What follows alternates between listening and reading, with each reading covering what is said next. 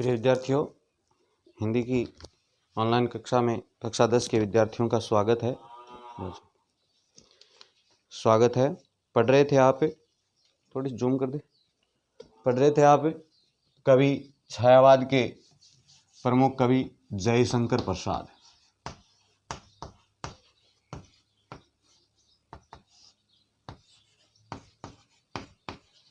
लिख रहा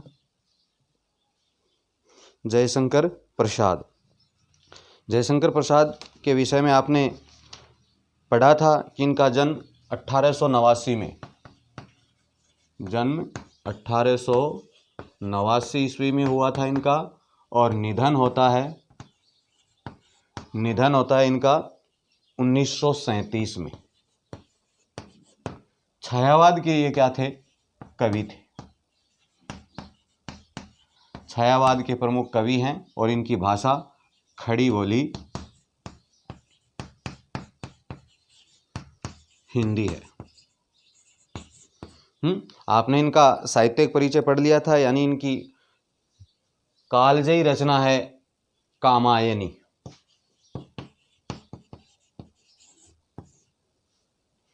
हैं सबसे प्रसिद्ध रचना है इनकी कामायनी, और उसके साथ साथ में आंसू, लहर, झरना, प्रेम पथिक, चित्राधार, ये इनके काव्य हैं। नाटकों के क्षेत्र में इनके 14 ऐतिहासिक नाटक हैं। उपन्यास के क्षेत्र में कवि को कम ख्याति मिली थी, क्योंकि साहित्य जगत में 2.5 उपन्यास इनके क्या हैं, प्राप्त 2.5 उपन्यास हैं, जिनमें कंकाल तितली इनका पूरा उपन्यास है, और इरावती है वो इनका अधूरा उपन्यास है, अपूर्ण। क्यों? क्योंकि बीच में कवि की क्या हो जाती है, मृत्यु हो जाती है। यहाँ हम इनकी एक छोटी सी कविता पढ़ेंगे जिसका शीर्षक क्या है, प्रभो कविता। प्रभो, जिसमें ईश्वर की स्तुति का क्या है, गुणगान किया गया है। कवि परिचय और पाठ परिचय आपने पढ़ लिया था, तो मैं अब कविता ही पढ़ने जा रहा हूँ आपके सामने। पढ़ेंगे हम कि विमल इंदु की विशाल किरणें प्रकाश तेरा बता रही है, अनादि तेरी अनंत माया जगत को लीला दिखा रही। प्रसार तेरी दया का कितना ये देखना है, तो देखें सागर तेरी प्रशंसा का राग प्यारे तरंग मालाएं गा रही। शब्दार्थ लिखोगे। विमल स्वच्छ, इंदु चंद्रमा,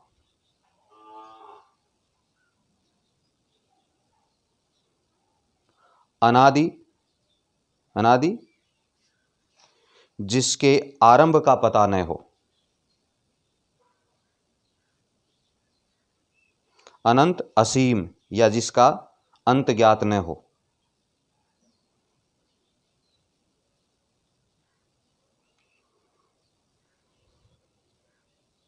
प्रसार फैलाव या विस्तार, सागर समुद्र, तरंगमालाएं लहरों की पंक्तियां या कतार। तो देखिए, कवि ने ईश्वर यानी परमात्मा की स्तुति करते हुए उसकी व्यापकता, सौंदर्य, दया आदि के गुणों का क्या है, उल्लेख किया है। कवि ने ईश्वर की स्तुति करते हुए और उसकी व्यापकता, उसका सौंदर्य, दया आदि गुणों का क्या है, उल्लेख किया है, और कहा है कि विमल इंदु की विशाल किरणें प्रकाश तेरा बता रही। कवि कहता है कि हे प्रभु, चंद्रमा की निर्मल या स्वच्छ जो विशाल किरणें हैं, वो फैल करके तुम्हारे प्रकाश का परिचय दे रही है। विमल इंदु की विशाल किरणें प्रकाश तेरा बता रही। हे प्रभु, चंद्रमा की निर्मल या स्वच्छ किरणें हैं, और स्वच्छ किरणें फैलकर, या विशाल शब्द को ले लो साथ में। हे प्रभु, चंद्रमा की स्वच्छ जो विशाल किरणें हैं, वो फैल करके प्रकाश तेरा बता रही। वो तुम्हारा क्या कर रही है, प्रकाश का परिचय दे रही है। और क्या, अनादि तेरी अनंत माया जगत को लीला दिखा रही। तुम्हारी शक्ति एवं व्यापकता को ये किरणें दिखा रही है कि ईश्वर की माया अनादि और क्या है, अनंत है। यानी ये संसार को बता रही है कि ईश्वर की माया क्या है, अनादि और अनंत है। अनादि अर्थात जिस ईश्वर के प्रारंभ का पता ही नहीं, कब से, जब से सृष्टि बनी है तब से क्या है, ईश्वर व्यापक है और उसका अंत भी किसी को ज्ञात नहीं है, ये बताया गया है। अनादि से अभिप्राय जो मैंने आपको लिखवाया था, जिसके आरंभ का पता नहीं हो। अब कौन बता सकता है कि ईश्वर कब से है और उसका अंत कब होगा, ये कोई नहीं कह सकता। इसीलिए पंक्ति बताई है कवि ने कि अनादि तेरी अनंत माया जगत को लीला दिखा रही। हे प्रभु, ईश्वर यानी ईश्वर की माया अनादि और अनंत है तथा संसार को ये क्या है, संसार की लीला क्या है, दिखा रही है। अनादि तेरी अनंत माया जगत को लीला दिखा रही, अर्थात ईश्वर की लीला कहाँ और कब से प्रारंभ हुई, वह कितनी असीम है, ये कोई भी क्या है, नहीं जानता है। ये तो संसार को अपनी लीला क्या है, दिखा रही है। विमल इंदु की विशाल किरणें प्रकाश तेरा बता रही है प्रभु। चंद्रमा की स्वच्छ एवं विशाल किरणें फैलकर तुम्हारे प्रकाश का परिचय दे रही है। और अनादि तेरी अनंत माया जगत को लीला दिखा रही। ईश्वर की लीला कहाँ और कब से प्रारंभ हुई एवं कितनी असीम है, ये संसार को क्या है, एक तरह से लीला दिखा रही है। अर्थात ईश्वर की माया अनादि और क्या है, अनंत है। प्रसार तेरी दया का कितना, ये देखना है तो देखे सागर। हे प्रभु, या ईश्वर की दया का विस्तार कितना है, ये अगर किसी को ऐसा देखना है तो वह समुद्र का क्या है, विस्तार देखे। क्यों, समुद्र अथाह है, जिसका अंतिम छोर भी हमें नहीं दिखाई देता, फैला रहता है। तो उसी प्रकार से ईश्वर की दया है, वो भी समस्त प्राणियों के लिए क्या है, समुद्र की भांति फैली हुई है। तो प्रसार तेरी दया का कितना, ये देखना हो तो देखें सागर। हे प्रभु, ईश्वर की दया का अगर फैलाव अर्थात विस्तार देखना है तो वह समुद्र का क्या है, विस्तार देखना चाहिए। कहने का अभिप्राय, समुद्र के व्यापक विस्तार के समान ईश्वर की दया का प्रसार चारों तरफ क्या है, फैला हुआ है। और तेरी प्रशंसा का राग प्यारे तरंग मालाएं गा रही। हे प्रभु, ये समुद्र की असंख्य लहरों की जो पंक्तियां हैं, वो ईश्वर की प्रशंसा का क्या कर रही है, राग या गुणगान क्या है, गा रही है। अर्थात ईश्वर की सर्वश्रेष्ठता का क्या है, वो गीत गा रही है। तेरी प्रशंसा का राग प्यारे तरंग मालाएं गा रही। समुद्र की असंख्य जो लहरें हैं, ईश्वर की प्रशंसा का क्या कर रही है, गुणगान कर रही है, या ईश्वर की प्रशंसा का राग गा रही है। अर्थात ईश्वर की श्रेष्ठता के क्या है, वो गीत गा रही है। आगे, तुम्हारा स्मित हो जिसे निरखना, वो देख सकता है चंद्रिका को। तुम्हारे हंसने की धुन में नदियां निनाद करती ही जा रही है। विशाल मंदिर की यामिनी में जिसे देखनी हो दीपमाला, तो तारागण की ज्योति उसका पता अनूठा बता रही है। स्मित मुस्कान, निरखना देखना, चंद्रिका चांदनी।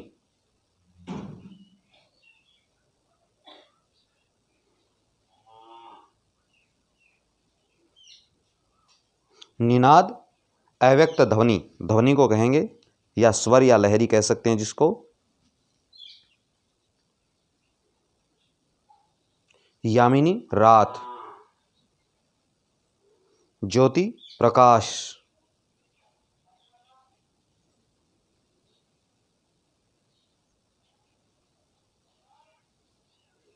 दीपमाला दीपकों की पंक्तियां, तारागण तारों का समूह है।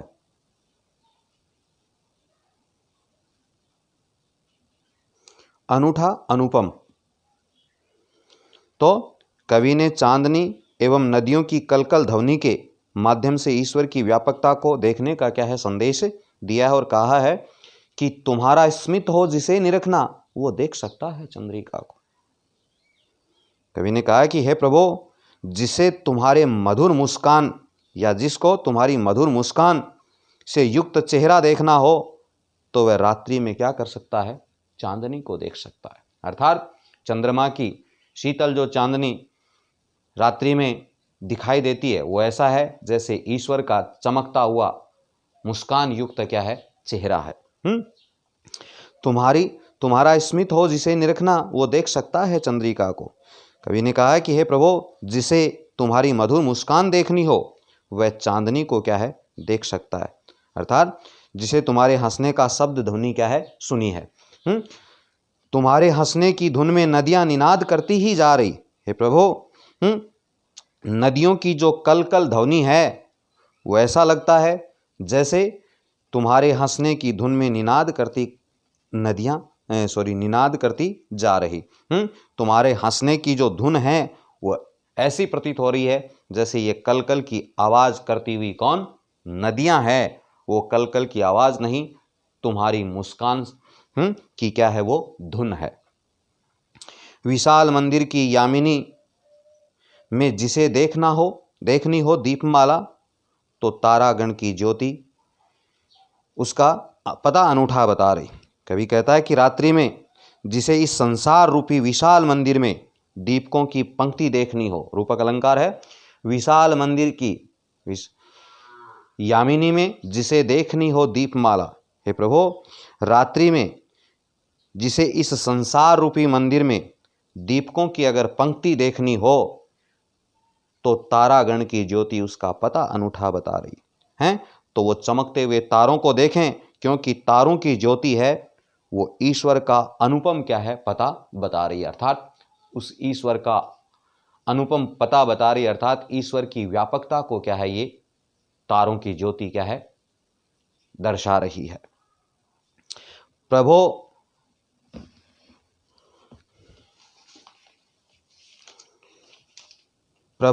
प्रेम में प्रकाश तुम हो, प्रकृति पद्मनी के अंशुमाली, असीम उपवन के तुम हो माली, धरा बराबर बता रही, तेरी जो तेरी हो जावे दया निधि। 2018 में आया हुआ है ये। तो पूर्ण होता ही है मनोरथ, सभी ये कहते पुकार करके, यही तो आशा दिला रही है। पद्मिनी कमलिनी, अंशुमाली सूर्य, उपवन बाग,